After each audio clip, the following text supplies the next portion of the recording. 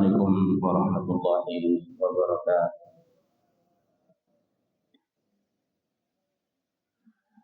Alhamdulillahirabbil alamin wal 'aqibatu lil muttaqin wala 'udwana illa 'alal zalimin.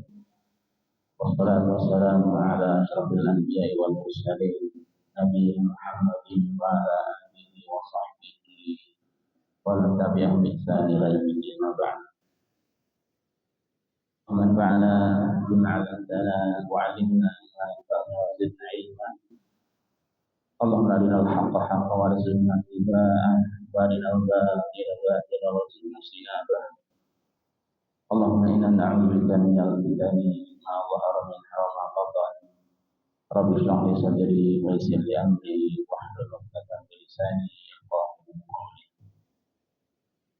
Masyaallah muslimin, para jamaah sekalian, bapak-bapak, ibu-ibu, para hadirin, para jamaah salat subuh Masjid Baitul Salam Biyung rahimahullah wa iyyakum, semoga senantiasa dimuliakan oleh Allah Subhanahu wa taala.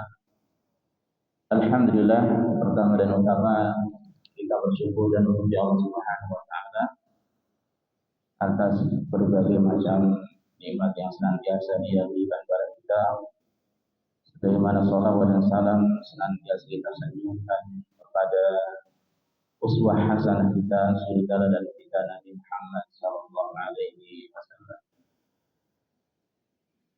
Alhamdulillah, Allah Subhanahu wa taala mempertemukan kita di masjid ini, masjid yang insyaallah diberkahi oleh Allah, di majelis ilmu yang insyaallah diberkahi oleh Allah Subhanahu wa taala, dalam momen yang sangat baik sekali juga insyaallah. Alhamdulillah kita dimudahkan bangun pagi ini yang pertama. Kemudian insyaallah kita juga sudah menutup malam ini minimal dengan zikir. Kemudian 2 rakaat fajar, selanjutnya salat fajar. Dan di sini kita duduk sesaat sambil mendengarkan 1 atau 2 buah ayat Al-Quran atau demikian pula hadis Rasulullah SAW hingga waktu syuruk yang selanjutnya insyaallah akan kita lakukan 2 rakaat salat syuruk. Itu adalah kenikmatan dari Allah Subhanahu wa taala. Seandainya seorang hamba merutinkan harinya seperti itu, selanjutnya mungkin dia lanjutkan dengan bersedekah, maka dia akan mendapatkan hari atau permulaan hari yang diberkahi oleh Allah Subhanahu wa taala. Rasulullah sallallahu alaihi wasallam mengatakan, "Burika li ummati fi bukuriha." Umatku ini mendapatkan keberkahan pada kesegaraannya, terkhusus itu di waktu pagi. Dan pada kesempatan kali ini para jamaah sekalian azza wa iyyakum, kita akan membahas sebuah pembahasan di antara pembahasan yang sangat penting bagi kita semuanya. Mana kalau sebagian orang mungkin melihat bahwa memperbanyak amal ketaatan yang dia pahami selalu amalan-amalan anggota badan, entah itu salat atau demikian pula membaca Al-Quran, puasa, atau mungkin dengan harta seperti sedekah. Di mana itu semuanya adalah tentu modal penting untuk mendapatkan rahmat dari Allah Subhanahu wa taala, yang dengan rahmat tersebut seorang hamba akan mendapatkan surga. Tapi ma'asyiral muslimin, ada sesuatu yang lebih mendasar yang kita sangat penting untuk mengetahuinya. Bahkan beberapa di antaranya wajib ada pada kita. Dan itu lebih baik daripada amalan anggota badan kita seperti sholat sunnah dan lain sebagainya, termasuk sholat wajib. Di mana amalan ini adalah amalan hati. Amalan hati. Sehingga kita insya Allah akan bahas masalah ini, urgensi amalan hati, pentingnya amalan hati. Karena memang kalau kita dalami, kita perhatikan, kita renungi bahwa hal tersebut sangat dan sangat penting bagi kita semuanya. Kalau kita ada pertanyaan para jamaah sekalian, siapa yang bisa menjawab? Apa hadiahnya Pak? Umrah. Ada satu amalan, ini secara mutlak adalah amalan yang paling baik. Kalau kita ditanya, amalan apakah kira-kira yang paling baik? Di kepala kita banyak mungkin. Ada yang ingin menjawab sholat, ingin menjawab menuntut ilmu, atau mungkin ada hal-hal yang lainnya. Padahal amalan yang paling baik, yang paling utama sebelum yang lainnya adalah al-iman billah, beriman pada Allah Subhanahu wa taala. Dan kalau kita perhatikan, kita renungi, iman itu bukan amalan zahir, tapi amalan hati. Asalnya adalah amalan hati. Makanya orang-orang munafiqun secara lahiriah mereka, orang-orang munafik disebut sebagai muslim secara lahiriah, secara hukum zahir. Tapi secara hukum batin mereka tidak disebut sebagai mukmin. Mereka secara zahir menampakkan keislamannya, tapi secara batin mereka menyembunyikannya. Nah, sehingga dari sini kita mengetahui bahwa amalan batin ini adalah sangat dan sangat pentingnya. Kemudian dari situ kita membangun di atasnya amalan-amalan zahir. Atau demikian pula ada pertanyaan yang telah dijelaskan oleh para ulama pula, ada 3 amalan atau ada 3 poin, di mana ketiga ini atau 3 amalan atau 3 poin ini adalah rukun ibadah. Jadi ibadah apa saja tidak akan sah kecuali dengan menghadirkan ketiganya. Apa kira-kira para jamaah? Niat bukan ini. 3 amalan batin, yang mana seandainya seseorang tidak mengamalkannya atau tidak ada padanya, maka ibadahnya bisa sia-sia. Ketiganya adalah, pertama, harus ada roja. Di dalam hati kita itu harus ada rasa harap kepada Allah. Contohnya berharap surga, berharap rahmatnya, dan sebagainya. Harus ada rasa khauf, rasa takut pada Allah Subhanahu wa taala. Takut diazab oleh Allah, takut dari nerakanya, takut menyelisihi syariatnya dan seterusnya. Kemudian juga harus ada mahabbah atau kecintaan. Ibadah yang kita lakukan tidak didasari oleh kecintaan, maka sia-sia. Seseorang terpaksa beribadah, memang terkadang sebagian dari kita bisa jadi awal-awal ibadah butuh dipaksa, tapi bukan berarti terpaksa juga, ya. Butuh dipaksa sehingga dia akan biasa, sehingga akan ketagihan.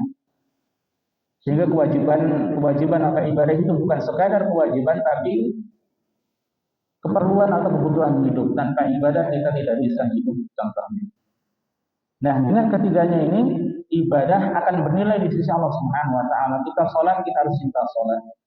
Kita tilawah Al-Quran, baca Al-Quran harus cinta tilawah Al-Quran. Kita zikir harus cinta ibadah zikir dan seterusnya. Nah, dengan 3 amalan ini, rasa harap, rasa cinta, demikian pula rasa takut kepada Allah, ibadah akan baik. Tentu saja selain dia juga harus ikhlas lillahi ta'ala dan ibadahnya benar-benar sesuai dengan tuntunan Rasulullah SAW. Jadi amalan hati itu sangat-sangat penting bagi kita semuanya. Ya, secara zahir juga kita secara lahiriah, ya secara lahir kita mudah Pak pakai peci, itu mudah. Memelihara jenggot seperti saya ini mudah insya Allah. Atau pakai celana, pakai sarung, menutup aurat lah. Buat ibu-ibu yang pakai hijab syar'i, ya menutup auratnya itu lebih mudah insya Allah daripada dirinya membina hati supaya benar-benar hatinya itu tulus dalam beribadah pada Allah dan tulus dalam berinteraksi atau muamalah dengan sesama.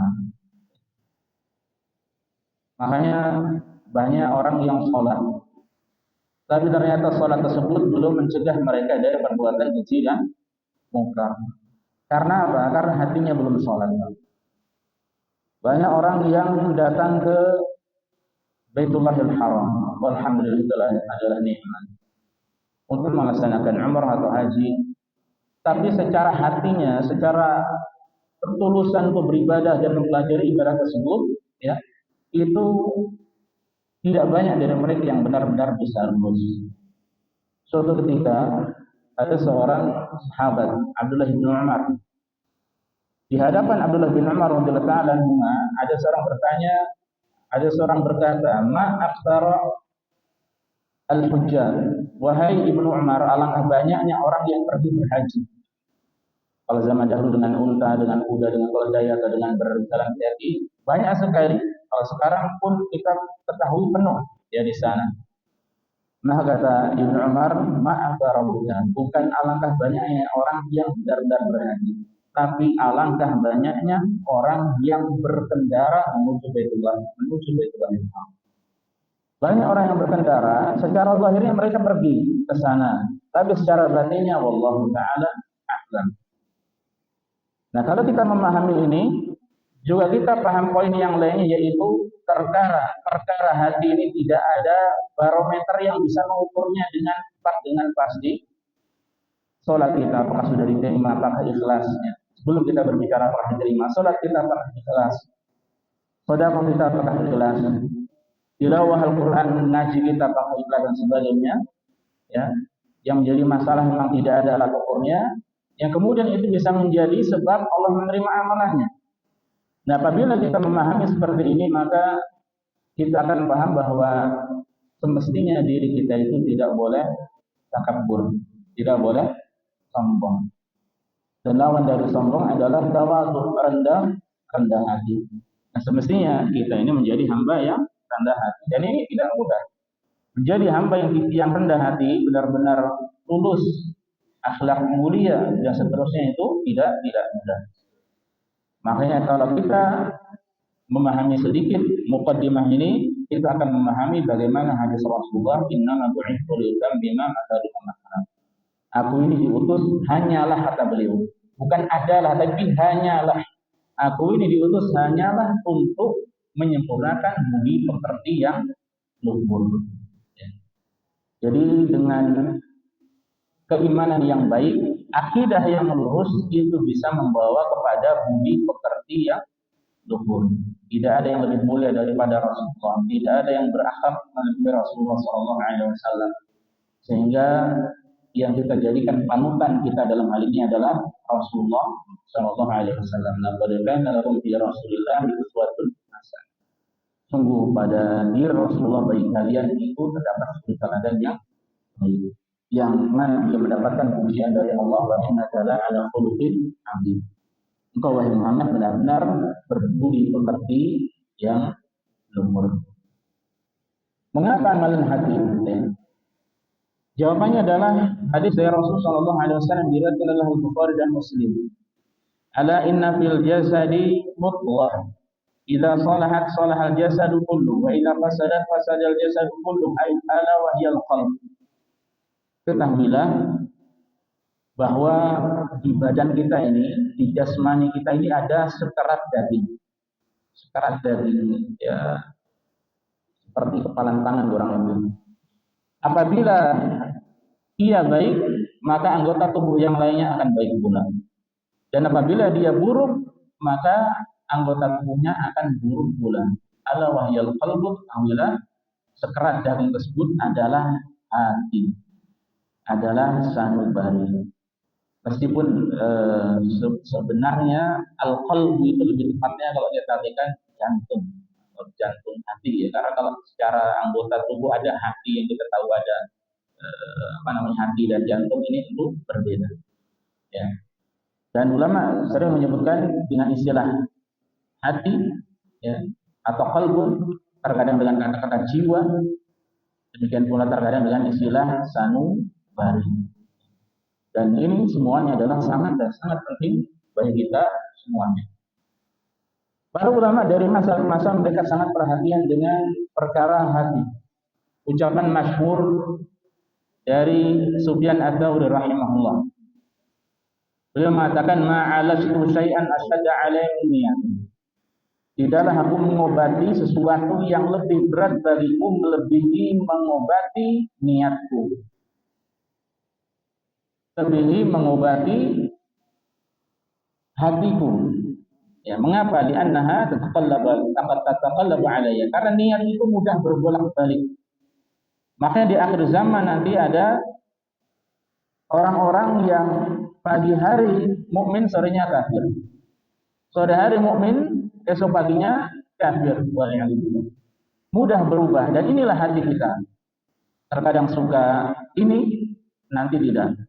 Awalnya tidak suka, kemudian menjadi suka. Ini hati kita. Rencana ingin datang ke kajian, ternyata tidak jadi. Awalnya tidak niat kajian, kemudian jadi kajian, walhamdulillah. Nah, ini hati kita. Kalau kita perhatikan, memang sangat sulit untuk mendidik hati kita, ya, mendidik hati kita. Tapi yang sangat disayangkan para jamaah sekalian, banyak dari kita kalau jasmaninya atau fisiknya sakit, dia bersegera pergi ke dokter untuk mengobati. Tapi ketika rohaninya, hatinya, sanubarinya sakit, dia tidak bersegera untuk mengobati. Padahal obatnya sudah ada di rumah. Padahal obatnya sudah ada di rumah, Bu. Dia buka Al-Quran, dia baca, dia renungi, dia pelajari, baca penjelasan para ulama, buka YouTube, buka penafsiran surat ini, surat itu, dia simak. Itu adalah obat bagi penyakit hatinya. Dan di mana penyakit hati ini rentan mengenai kita semuanya. Tidak ada yang tidak kecuali dia berpotensi besar untuk masuk penyakit hati di dalam jiwanya. Ini kita. Sehingga apabila sekali lagi kita memahami hal ini, maka kita akan berusaha untuk terus senantiasa membenahi hati kita. Al-Hasan Al-Basri, seorang tabi'in mulia, satu generasi di bawah sahabat, beliau mengatakan, dawi qalbah, obatilah hatimu. Fa inna hajatallahi ila ibadihim salahu qulubihim. Karena yang dibutuhkan oleh Allah dari hambanya itu adalah agar hati-hati mereka, sanubari mereka itu baik. Ini yang Allah butuhkan. Dan kebaikan yang pertama yang harus ada pada hati kita adalah akidahnya baik. Akidah itu sesuatu yang kita yakini dengan kuat. Aqada yaqidu, uqdatan itu artinya robah yarbitu, ikat, mengikat dengan kuat di dalam hati keyakinan yang baik.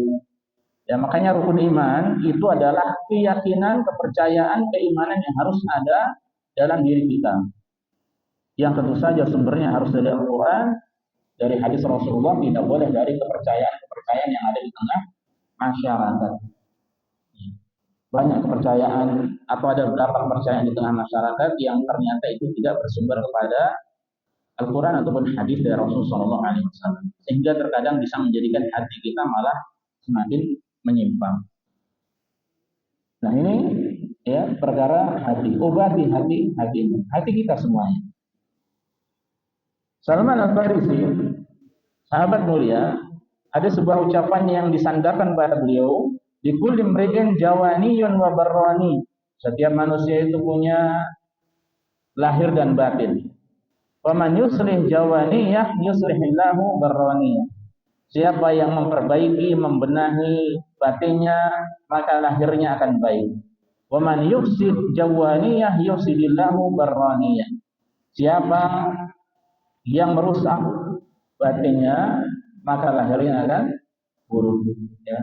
Siapa yang merusak, hatinya dirusak, dikotori, maka lahir dirinya pun, anggota tubuhnya, lisannya, anggota tangannya, kaki dan seterusnya itu akan berubah menjadi tidak baik. Nah, ini semuanya menunjukkan perhatian para ulama dahulu, ya, dari sahabat, tabi'in dan banyak yang lainnya menjelaskan tentang pentingnya masalah hati. Bahkan Rasulullah SAW mengatakan, innallaha la yanzuru ila suwarikum wala ajsamikum walakin Allah yanzur ila qulubikum wa a'malikum. Allah itu tidak melihat rupa-rupa kalian. Allah tidak lihat jasmani kalian. Yang Allah lihat adalah hati kalian dan amalan kalian. Allah menciptakan kita berbeda-beda. Yang dari Indonesia kulitnya sawo matang, ya sudah seperti itu. Ada yang hitam, ya sudah seperti itu. Tidak bisa ditawar-tawar. Mungkin yang dari negara-negara yang lainnya ada yang lebih hitam lagi. Ya, ada yang putih, ada yang tinggi, ada yang rendah, ada yang keluar jerawatnya mukanya, dan seterusnya. Ini tidak bisa ditawar-tawar. Kecuali kalau mungkin dia berusaha untuk merawat wajahnya, ini lain perkara. Nah, ini tidak bisa ditawar-tawar dan itu tidak penting bagi Allah Subhanahu wa taala. Yang Allah perhatikan, yang penting bagi Allah adalah Allah akan melihat hati-hati kita dan Allah akan melihat amalan kita. Ya maka betapa banyak, ya maka itu betapa banyak orang yang tidak dikenal di atas muka bumi ini, di alam dunia ini, tapi dia terkenal di sisi Allah Subhanahu wa taala. Dia tidak punya sosial media, tidak punya Facebook, Instagram, apalagi lah yang lainnya, sehingga orang-orang tidak mengetahuinya. Tapi dia dikenal oleh Allah Subhanahu wa taala. Allah Subhanahu wa taala memuji-mujinya. Karena apa? Itu karena dia hatinya baik, demikian pula karena dia banyak beramal kepada Allah Subhanahu wa taala. Lalu para jamaah, apa kira-kira contoh ibadah hati? Saya akan sebutkan secara singkat ibadah hati ini karena tentu kalau dipelajari satu persatu ini akan menjadi pembahasan yang panjang. Saya katakan saya akan menyampaikan beberapa contoh dari amalan hati karena kalau dibahas satu persatu akan menjadi tema yang panjang. Karena masing-masing pembahasan ada perinciannya. Di antara amalan hati para jamaah selain yang sudah kita sebutkan tadi, di antara sudah kita sebutkan seperti rasa takut pada Allah, rasa harap pada Allah. Demikian pula cinta, tadi sudah kita sampaikan. Cinta pada Allah. Dan yang paling utama adalah iman pada Allah. Sebelum segala yang lainnya, dia harus beriman dulu kepada Allah Subhanahu wa taala. Di antara juga adalah tawakal. Tawakal ini adalah amalan hati. Secara zahir kita tidak bisa melihat si fulan ini paling tawakal daripada yang lainnya, tidak bisa. Karena itu amalan hati. Ya, tawakal hakikatnya adalah menggantungkan hatinya dengan tulus kepada Allah, baik dalam mendapatkan manfaat atau menolak madarat. Dia ingin mendapatkan hal-hal yang bermanfaat atau ingin menjauhkan dirinya hal-hal yang buruk, maka dia gantungkan hatinya sepenuhnya kepada Allah. Tapi dibarengi dengan ikhtiar, dengan usaha, harus usaha. Kemudian juga dia barengi dengan doa pada Allah. Diserahkan segala sesuatu. Ya, dari rumah pengen ke sini, mungkin agak jauh atau mau keluar kota, ya kita serahkan segalanya pada Allah. Sudah bismillah, kalau memang ini adalah safar yang baik bagi saya, Allah akan mudahkan. Kalau tidak, maka Allah akan kembalikan saya ke rumah. Serahkan pada Allah. Dipermudah, alhamdulillah. Qadarullah mungkin kendaraannya bermasalah, ya sudah tinggal diselesaikan. Kalau mungkin Allah tidak menginginkan sehingga gagal, maka itu pun keputusan dari Allah Subhanahu wa taala. Ini hakikat tawakal. Kemudian sabar. Ini sabar amalan hati juga yang kemudian muncul pada anggota tubuh manusia. Tidak ada yang tahu dari kita siapa yang paling sabar. Ya, dan sabar hakikatnya adalah ketika dia sabar dalam beribadah pada Allah. Salat subuh contohnya ini butuh kesabaran. Bangun cepat itu butuh kesabaran. Ya, puasa butuh kesabaran. Makanya puasa itu disebut juga kesabaran.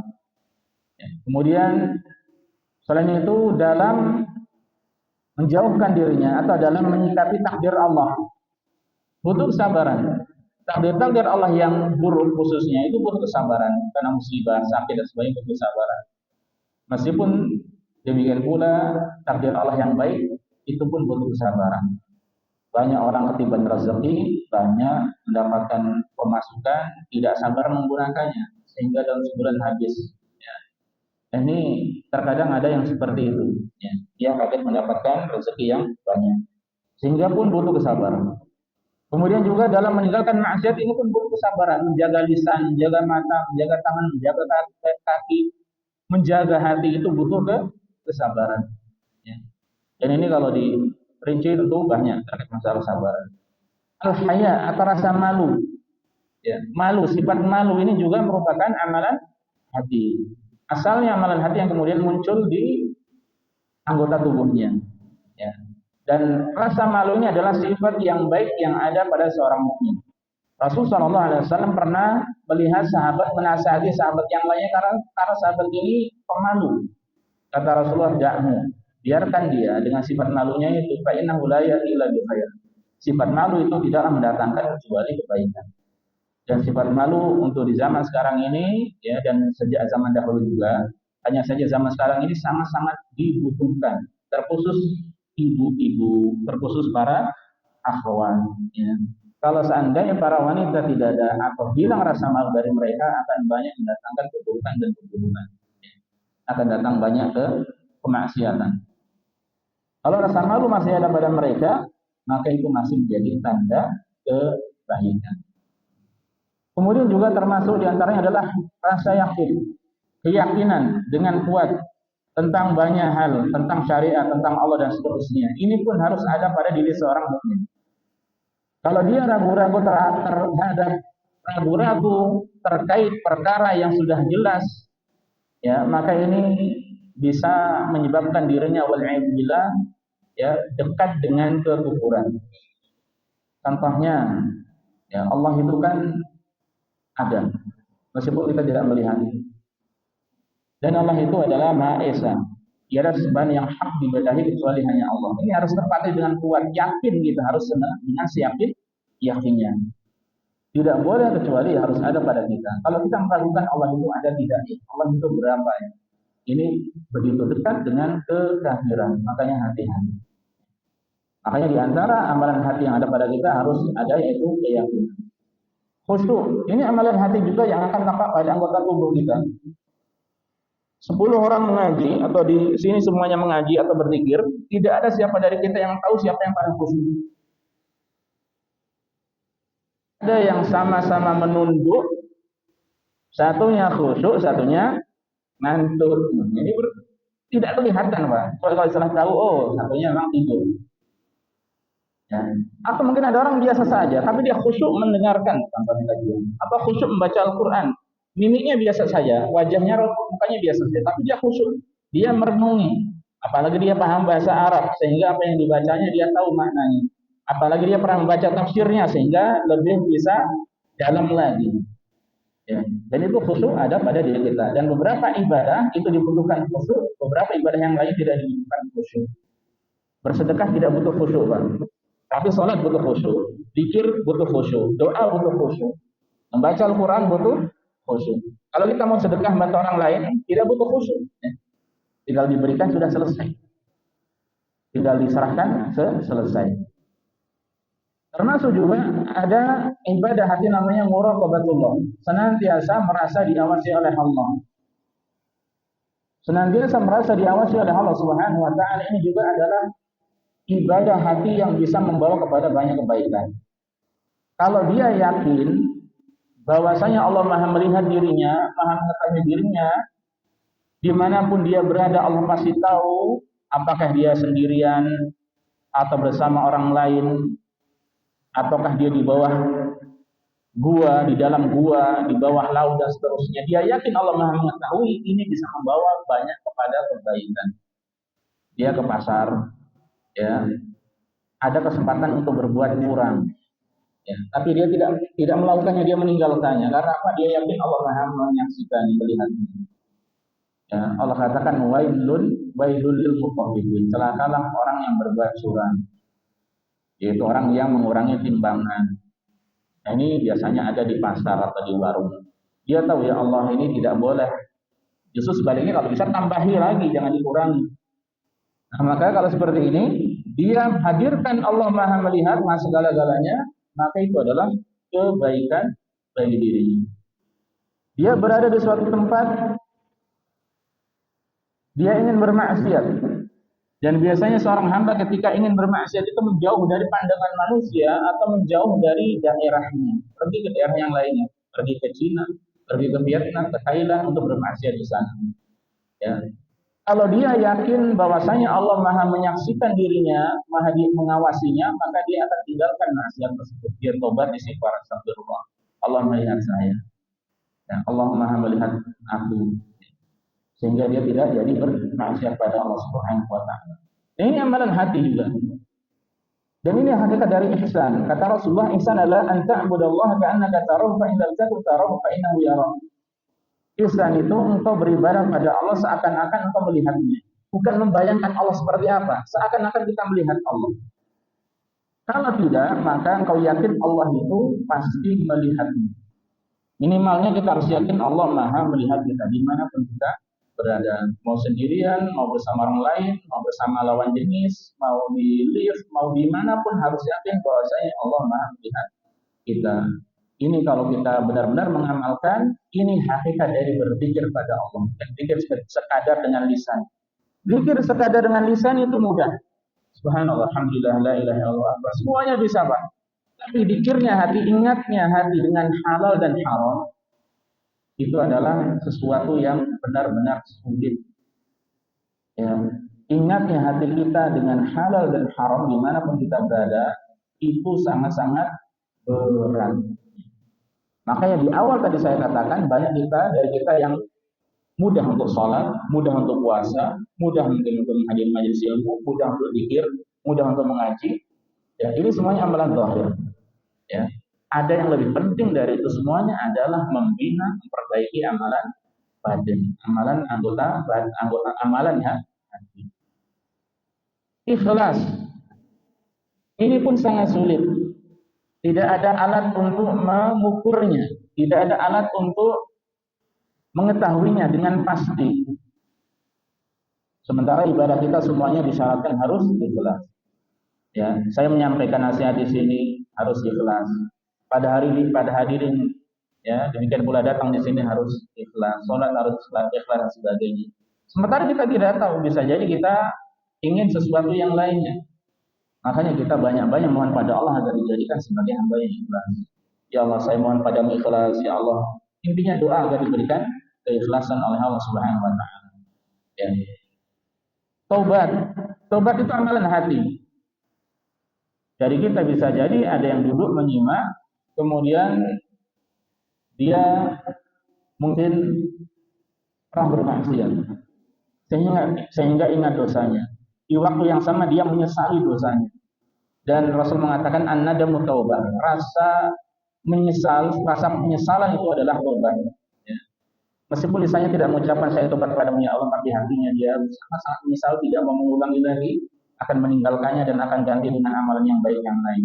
Itu amalan hati. Tidak ada yang tahu. Padahal zahir dia ya duduk bersama kita. Atau bisa jadi orang hanya lewat di pasar, di luar, ya.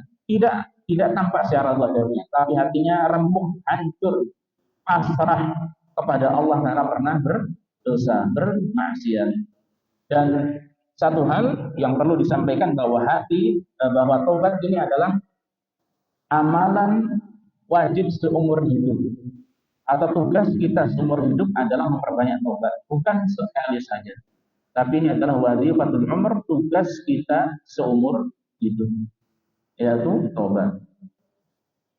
Ulama menyebutkan juga tauhid. Tauhid itu adalah amalan hati awalnya. Dia meyakini Allah memiliki nama-nama yang indah dan sifat-sifat yang mulia. Ya, dia atau Allah memiliki al-asma'ul husna. Ini amalan hati, harus diyakini, dipelajari. Kemudian juga seorang hamba yakin Allah Maha segala-galanya, Maha menciptakan, mengatur alam semesta, mengatur rezeki. Ini juga amalan hati. Yang kemudian baru diwujudkan dalam ibadahnya. Setelah dia meyakini Allah Maha segala-galanya, Allah memiliki nama yang indah dan sifat-sifat yang mulia, konsekuensinya ibadahnya harus ditujukan pada Allah SWT. Tidak boleh meminta kepada orang lain atau kepada makhluk. Tidak boleh meminta kepada fulan, tidak boleh meminta kepada ini, kepada itu. Tidak boleh juga meminta kepada Rasulullah SAW atau malaikat Jibril atau siapapun, minta langsung kepada Allah Subhanahu wa taala. Salatnya juga hanya lillahi ta'ala. Menyembelihnya, sembelihannya, kurbannya ditujukan lillahi ta'ala. Sumpahnya pun dia hanya sebutkan demi Allah, tidak demi Rasulullah. Tidak boleh, karena Rasulullah adalah makhluk. Demi Allah saja dan lain sebagainya. Ibadah semuanya ditujukan pada Allah Subhanahu wa taala semata. Nah, ini awalnya adalah dari amalan hati. yang harus ada dengan kuat pada diri kita. Termasuk takwa. Takwa ini adalah amalan hati. Dan Rasulullah SAW pernah mengatakan at-taqwa hahuna. Takwa itu tempatnya di sini. Wa yushiru ila sadrihi thalatha marrat. Dan beliau kemudian berisyarat ke dadanya ya sebanyak 3 kali. Takwa tidak diketahui dari kita siapa yang paling bertakwa yang ada di masjid ini. Ketika kita di luar pun demikian. Ketika orang berkumpul di Masjidil Haram orang banyak, ketika umrah atau haji, tidak ada yang tahu siapa dari mereka yang paling bertakwa pada Allah Subhanahu wa taala. Karena tidak ada tanda lampunya atau lampunya lebih kuat ya dan sebagainya. Nah, ini tidak diketahui kecuali oleh Allah Subhanahu wa taala. Kemudian juga zuhud.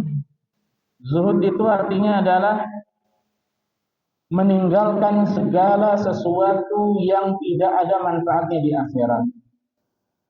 Kalau ada sesuatu yang tidak ada manfaatnya di akhirat, dia tinggalkan. Ini hakikat dari zuhud. Zuhud tidak harus miskin. Zuhud tidak harus pakai pakaian compang-camping atau sangat sederhana sekali. Zuhud bukan berarti sangat kurus. Zuhud bukan berarti pokoknya secara lahiriahnya seakan-akan apa adanya atau mungkin tampak fakir atau miskin. Tidak. Zuhud artinya meninggalkan segala sesuatu yang tidak ada manfaatnya di akhirat. Dan ini berarti ada orang-orang yang butuh kendaraan. Bolehkah? Boleh, tidak mengapa. Bermanfaat. Buat apa? Cari nafkah. Cari nafkah hukumnya wajib. Saya butuh motor, silakan. Saya butuh mobil, silakan. Saya butuh pesawat, bisa jadi orang butuh pesawat, butuh jet pribadi, mungkin dia punya bisnis antar benua, antar negara. Silakan selama itu bermanfaat untuk urusan akhirat. Kalau memang tidak ada manfaatnya, berlebihan, maka tinggalkan yang berlebihan. Ya, makanya termasuk apa saja yang ada di rumah kita, yang kita koleksi, ya ini semuanya akan ada pertanggungjawabannya dari Allah Subhanahu wa taala. Ya.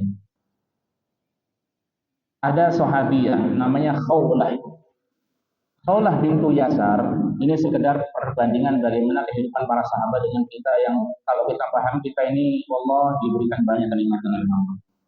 Khawlah bintu Yasar ini datang kepada Rasulullah SAW. Ya Rasulullah, saya ini seorang wanita, ya, saya ini terkadang haid, ya, datang bulan. Sementara saya tidak punya pakaian kecuali hanya satu, Pak. Saya haid, dia di situ, saya sholat, dia pakai pakaian itu. Dia datang kepada Rasulullah. Apakah minta pakaian? Tidak.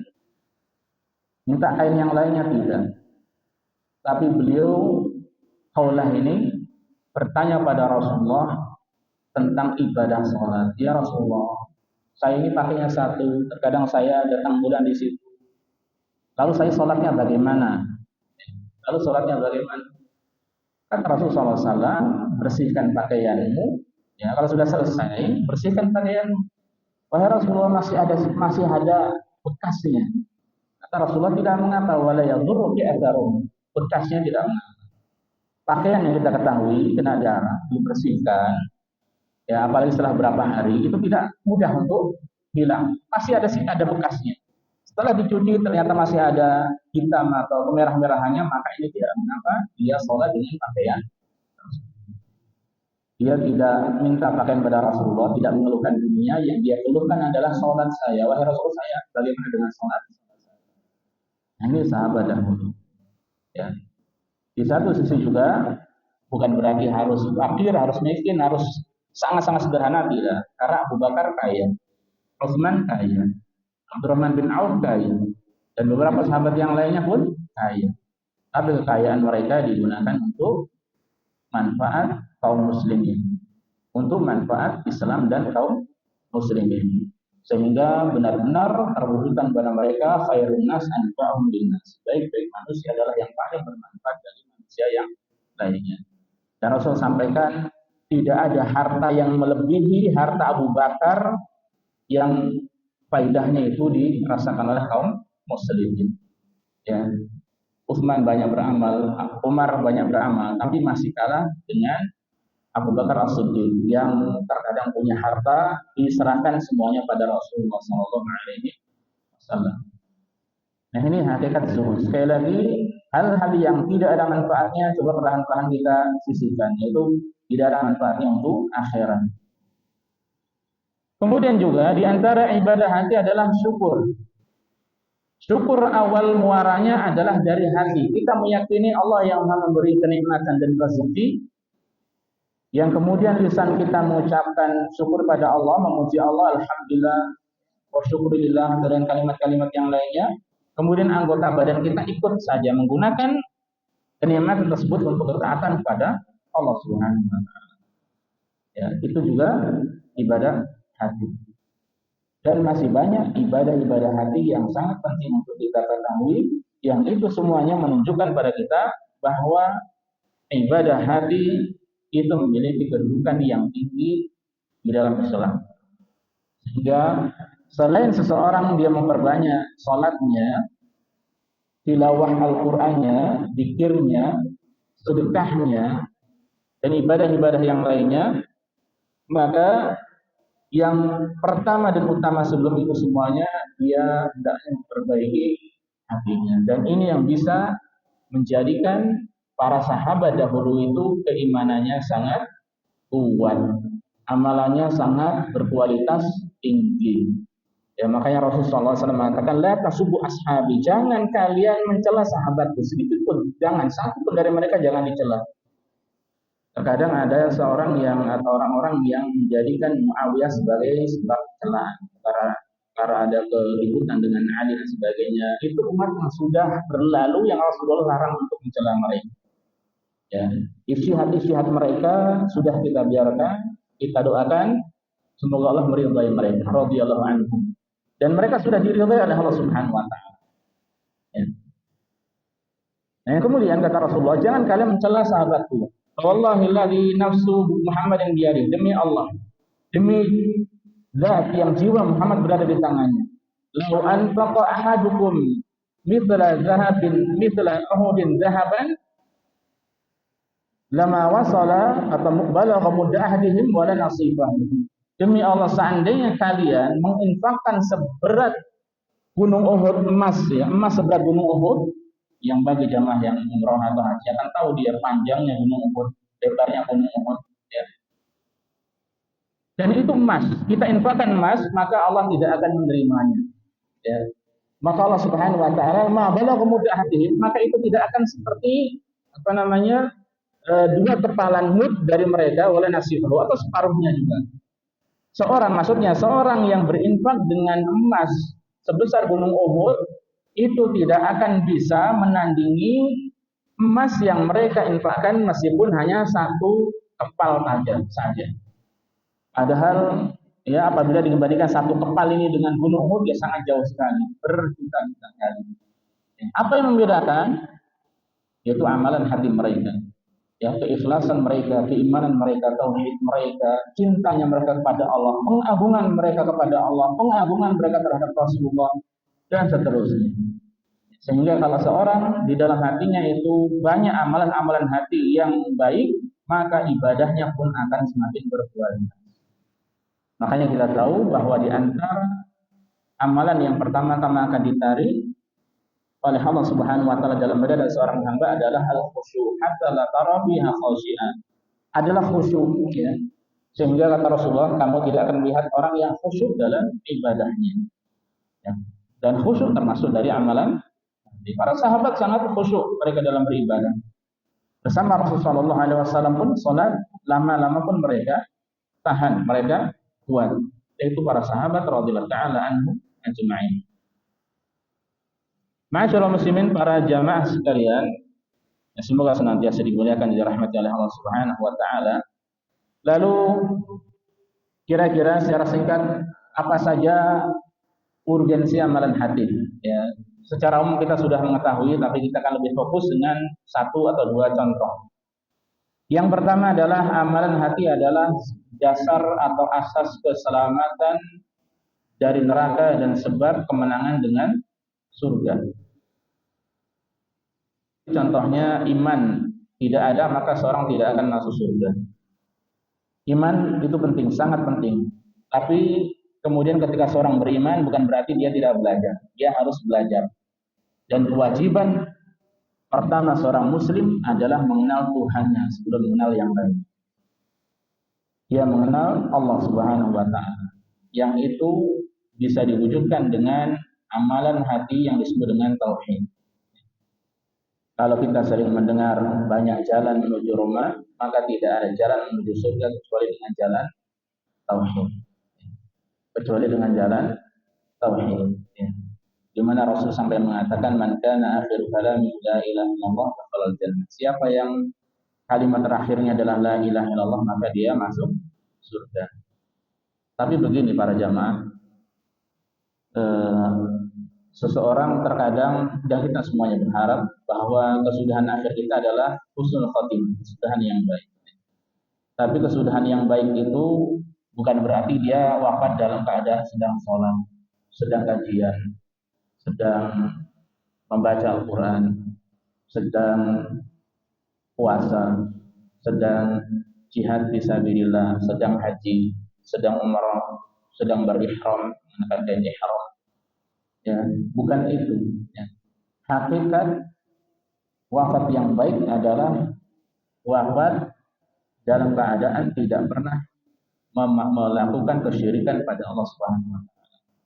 Wafat dalam keadaan dia mengesahkan Allah dan tidak pernah hatinya ada keyakinan syirik, bisanya mengucapkan kalimat syirik, anggota tubuhnya mengerjakan perbuatan-perbuatan syirik. Dia wafat dalam keadaan tidak pernah sujud kepada selain Allah. Tidak pernah dirinya mengucap kalimat-kalimat yang berupa kesyirikan pada Allah Subhanahu wa taala seperti minta pertolongan pada selain Allah. Tidak pernah dia berdoa pada selain Allah. Tapi semua ibadahnya hanya ditujukan pada Allah Subhanahu wa taala. Wa'budullaha wa la tusyriku bihi syai'an. Beribadahlah kepada Allah Subhanahu wa taala dan jangan menyekutukannya dengan sesuatu apapun. Tanpa tauhid, tanpa iman seorang tidak akan masuk surga. Dulu di zaman Rasulullah ada seorang namanya Abdullah, Abdullah ibnu Jud'an. Abdullah ibnu Jud'an ini adalah orang di masa jahiliyah yang banyak beramal saleh, menyambung silaturahim, membantu orang lain yang membutuhkan, dan seterusnya. Aisyah bertanya, ya Rasulullah, hal kana dzalika nafi'uhu? Apakah semua itu bermanfaat baginya, wahai Rasulullah? Kata Rasulullah, tidak. Li'annahu lam yaqul yauman rabbighfirli khati'ati yaumaddin. Karena selamanya dia tidak pernah mengatakan, ya Allah ampunilah dosaku pada hari pembalasan. Hadis sahih riwayat Muslim. Imam Nawawi mengatakan karena beliau ini tidak beriman dengan adanya hari akhir. Dan siapa yang tidak beriman pada hari akhir, dia tidak disebut sebagai muslim atau mukmin. Dan orang yang tidak beriman, maka amal-amal kebaikannya tidak bermanfaat baginya di akhirat. Sebagai keadilan dari Allah, kebaikan-kebaikan yang dilakukan di dunia akan Allah ganti dengan rezeki untuk mereka. Ya, maka jangan heran ketika kita melihat orang-orang kufar Allah segerakan nikmat di dunia, punya rumah banyak, mobil mewah, punya pulau dan sebagainya. Tapi di akhirat sedikit pun tidak akan mendapatkan rahmat dari Allah. Umar bin Khattab pernah melihat suatu ketika ada seorang rahib keluar dari rumah ibadahnya. Kemudian beliau menangis dan mengatakan amilatun nasibah asla naran hamiyah. Ya. Dia beramal, beribadah tapi lelah. Akhirnya masuk neraka yang panas. Ya. Karena apa? Beribadah tapi ketika tidak didasari dengan keimanan, tidak ada tauhid di situ, maka yang didapatkan hanyalah lelah. Tapi akhirnya dia masuk neraka wal iyadzubillah. Nah, makanya ini menunjukkan amalan hati ini sangat penting sekali, keimanan dan pula tauhid.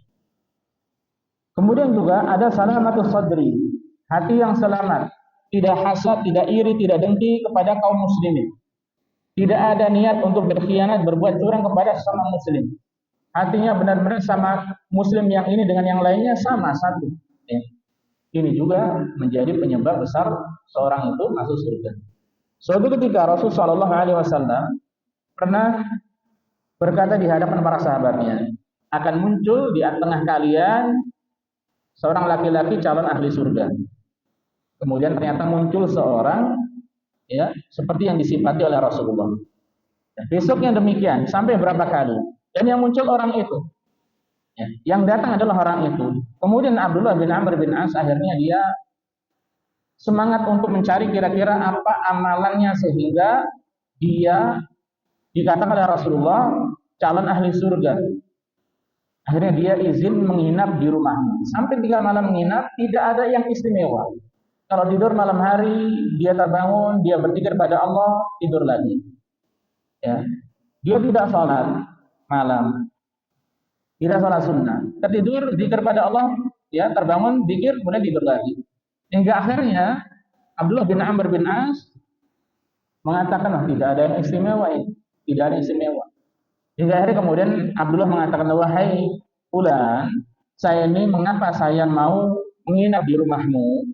Karena Rasulullah mengatakan demikian dan demikian. Akan muncul seorang ahli surga, ternyata yang muncul Anda.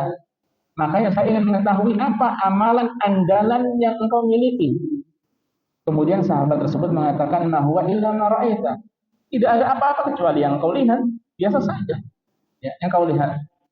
Tapi sahabat ini mengatakan, "Ghaira anni la ajidu fi nafsi li ahadin minal muslimina ghishyan." Hanya saja, ya, hanya saja amalannya secara zahirnya tadi seperti itu yang kau lihat wahai Abdullah. Hanya saja hatiku ini tidak ada rasa curang, tidak ada dengki kepada seorang pun dari kaum muslimin. Wala ahsudu ahadan ala khairin a'tahullah iya. Dan aku tidak hasad kepada nikmat yang Allah berikan kepada seorang pun. Mau Allah berikan pula nikmat yang banyak atau sedikit, saya tidak hasad sama sekali. Akhirnya kemudian Abdullah bin Amr bin As menyimpulkan, hadhil lati balaghat bika wa hiya allati lan yuti. Oh, ternyata ini derajat yang menjadikan dirimu tinggi dan itulah yang kami tidak mampu melakukan. Apa itu? Hati yang bersih, hati yang selamat. Ya, tidak mudah julid, tidak mudah iri, tidak mudah dengki, tidak ada rasa ingin curang berbuat kaum muslimin, pokoknya interaksinya tulus pada seluruh kaum muslimin. Nah, ini tidak mudah. Terkadang ada syaitan datang pada kita menjadikan diri kita iri, dengki dan seterusnya. Sampai-sampai Syekhul Islam menukil dari ucapan para ulama, ma khala jasadun min hasad, hampir-hampir tidak ada jasad yang selamat dari hasad, dari iri dengki. Walakinnal karim yukhfihi wal la'ib yubdihi. Ya, potensi hasad itu ada pada kita semuanya. Tapi orang yang baik dia akan menolak, menjauhkan dirinya dari hasad. Orang yang tidak baik malah akan diterimanya, akan ditampakkannya. Ya, sehingga dia menampakkan hasadnya kepada orang lain. Kita mohon pada Allah agar diselamatkan dari berbagai macam akhlak yang buruk termasuk hasad. Berapa menit lagi Pak?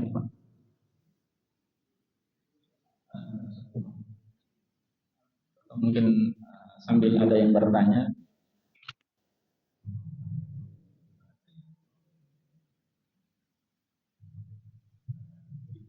Barangkali ada yang bertanya, Pak.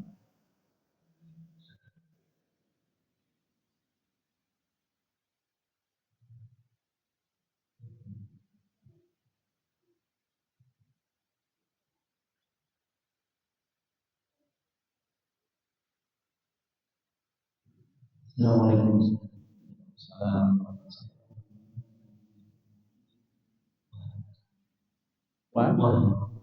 Wahan.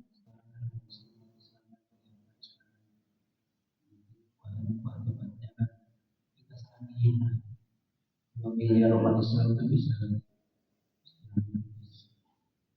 dihilangkan oleh protokolnya. Isunya adalah idealnya di mana menghilangkan wajib. Waalaikumsalam. Di antara yang Allah ciptakan pada kaum muslimin adalah al-dzul, kehinaan. Adapun kalau al-wahan itu al-wahan hubbud dunya wa karahiyatul maut, cinta dunia, takut mati. Hal ini sebenarnya sudah disampaikan oleh Rasul sallallahu alaihi wasallam. Ini dibawakan oleh para ulama di kitab-kitab mereka bagaimana kaum muslimin itu bisa jaya. Sebabnya Rasul menjelaskan sebab, akibat, dan solusi. Luar biasa. Di hadis yang sama, sebab, akibat, solusinya. Beliau mengatakan, idza tabaya'tum bil 'ain. Apabila kalian berjual beli dengan transaksi yang mengandung riba. Al-'ainah itu bukan murni riba, tapi mengandung riba. Lalu bagaimana ketika itu adalah riba? Kemudian waraditum bizni wa akhadtum adnabal baqar. Kalian memegang ekor-ekor ternak, hewan ternak. Waraditum bizar'i. Kalian terlena dengan pertanian. Wa taraktumul jihad, dan kalian meninggalkan jihad di jalan Allah. Pertama, riba yang haram dilakukan. Kemudian yang kedua, terlena dengan dunia. Peternakan, pertanian itu contoh dunia. Yang pertama, riba ini adalah dalam perniagaan. Ini dunia semuanya. Halal haram tidak dipedulikan. Hingga kalian meninggalkan jihad di jalan Allah. Jihad tidak serta-merta harus dengan pedang di medan perang, tidak. Ya. Tapi itu yang paling mulianya. Jihad di masa sekarang ini, kalau kita bicara di Indonesia, jihad dengan pena, dengan lisan, dengan harta. Ini kita bisa melakukannya. Dengan berdakwah, menyampaikan kebenaran, menangkal pemikiran-pemikiran yang menyimpang dan seterusnya. Ya, dengan harta kita bantu ya mereka yang berusaha menyampaikan dakwah yang benar di tengah masyarakat dengan menyebarkan buku-buku, pamflet dan lain sebagainya. Ya, kita tidak merinci masalah itu. Kemudian kata Rasulullah, ketika ini dilakukan, ya, akhirnya sallallahu alaikum dzullan. Allah akan memberikan kehinaan pada kalian. La yanzi'uhu hatta tarji'u ila dinikum. Dan kehinaan ini tidak akan hilang, tidak akan sirna, kecuali tidak akan Allah cabut, kecuali kalau kalian kembali kepada agama kalian. Sebabnya terlena dengan dunia, meninggalkan jihad, akibatnya Allah berikan kehinaan. Dan ini realita yang ada pada diri kita, yang solusinya adalah kembali ke agama. Yang menjadi pertanyaan, kembali ke agama itu seperti kembali kepada agama dari masa ke masa. Ulama menjelaskan adalah dengan pelajari agama ini dan amalkan. Pelajari syariat ini dan amalkan. Kalau seandainya seluruh kaum muslimin di penjuru dunia, ya, mereka senantiasa berusaha mempelajari syariat kemudian diamalkan, Allah akan kembalikan kepada mereka kejayaan. Bisa jadi dengan cara yang kita tidak pernah bayangkan. Ya. Dengan cara-cara yang Allah berikan kepada kita yang kita tidak pernah bayangkan. Yang jelas kita berusaha, kemudian Allah akan berikan. Dan ini kejayaan yang sesungguhnya. Makanya kalau dari masa Rasulullah, kemudian Khulafaur Rasyidin, kemudian dinasti Umayyah, dinasti Abbasiyah, dan seterusnya hingga sekarang, banyak dari orang-orang itu mengira bahwa masa masa cemerlangnya Islam, perkembangan Islam yang paling wah dari berbagai macam sisinya, mereka lihat pokoknya kejayaan Islam adalah pada masa dinasti Bani Abbas, yaitu pada masa Khalifah Harun ar-Rasyid, khalifah yang kelima. Tidak salah kelima. Karena ilmu, ada penerjemahan dari kitab-kitab dari bahasa non Arab menjadi Arab, ya.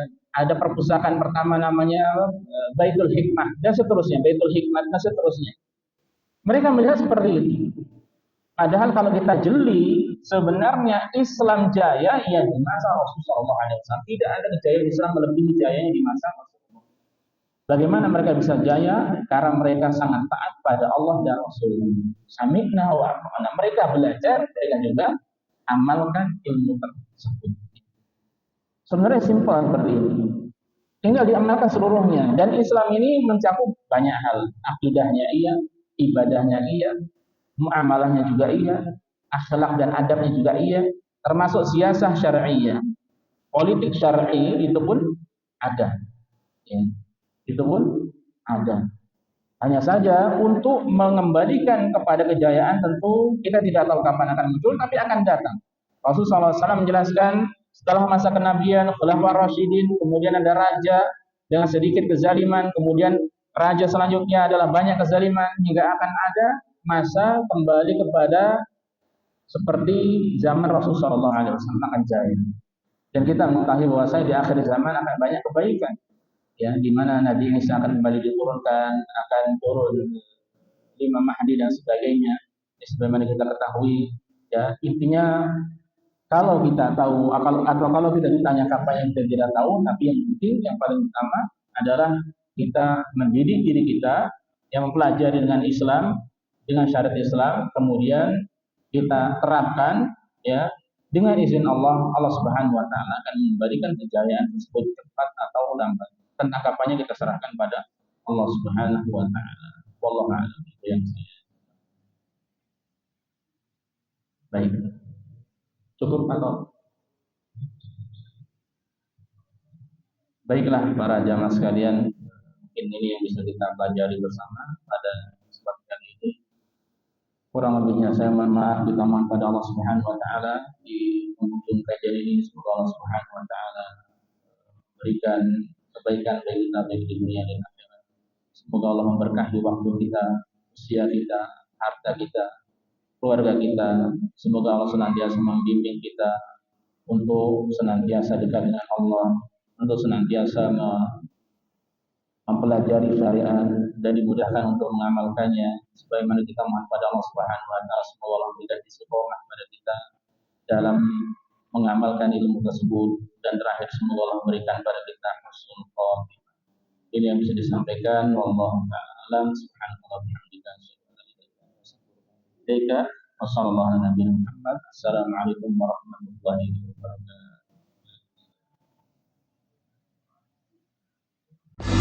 wabarakatuh.